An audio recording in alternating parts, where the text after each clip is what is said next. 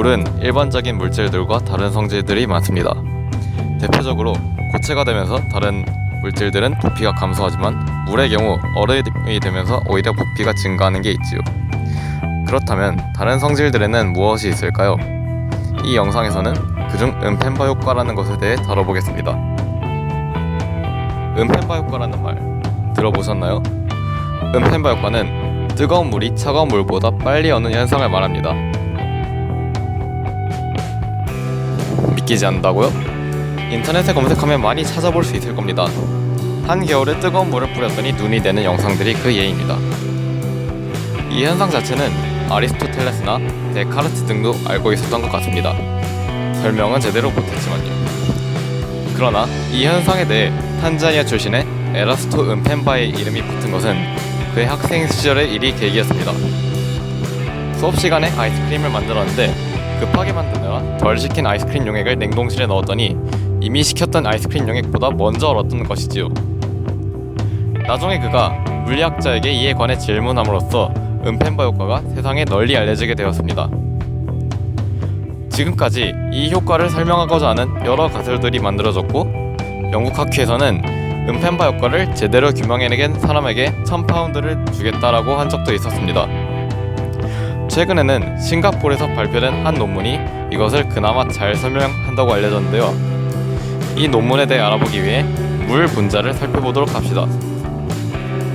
물은 2개의 수소 원자 그리고 하나의 산소 원자로 이루어져 있습니다. 수소 원자와 산소 원자 사이에는 각각 전자를 하나씩 공유함으로써 생기는 공유결합이 형성되어 있죠. 한편 공유결합이 만들어지는 과정에서 산소 원자는 전자를 상대적으로 끌어당겨 음이온의 성질을 갖고 수소 원자는 전자를 빼앗겨서 상대적으로 양이온에 가까워집니다. 그러면 한 물 분자의 산소 원자와 다른 물 분자의 수소 원자 사이에서 수소 결합이라고 하는 정전기적 인력이 형성됩니다.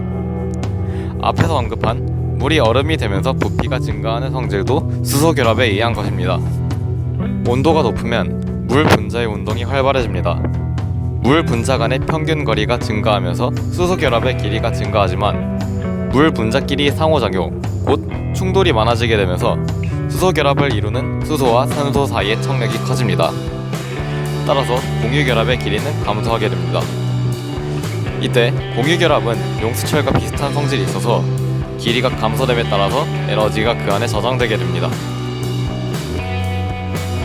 많이 압축한 용수철을 놓았을 때 더 빠르게 펴지는 것처럼 물을 냉각시키면 줄어들었던 공유결합의 길이가 다시 길어지면서 공유결합에 저장되어 있던 에너지가 빠르게 방출됩니다. 고온의 물의 에너지 자체는 찬물보다 많이 갖고 있지만 앞 위에서 말한 내용에 의해 에너지를 방출하는 속도가 더 높습니다. 따라서 찬물보다 에너지를 먼저 방출할 수 있어 찬물보다 빨리 얼 수 있는 것입니다. 그렇다고 무조건 온도가 높기만 한다고 빨리 얼는 건 아니겠지요. 다음 그래프는 논문에서 사용한 물에 얼리기 시작한 온도별로 얼음이 될 때까지 걸린 시간을 나타낸 것입니다. 물의 온도가 20도씨보다 낮을 경우에는 온도가 더 낮을수록 얼음이 되는데 걸리는 시간이 더 적게 걸리지만 그보다 온도가 더 높아지면 온도가 높을수록 더 빨리 얼는 것을 볼 수 있습니다.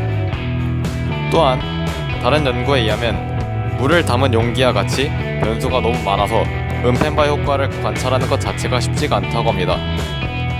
결국 이 논문에서 말하고자 하는 것도 은펜바 효과의 모든 것을 설명하는 것은 아닌 셈이지요.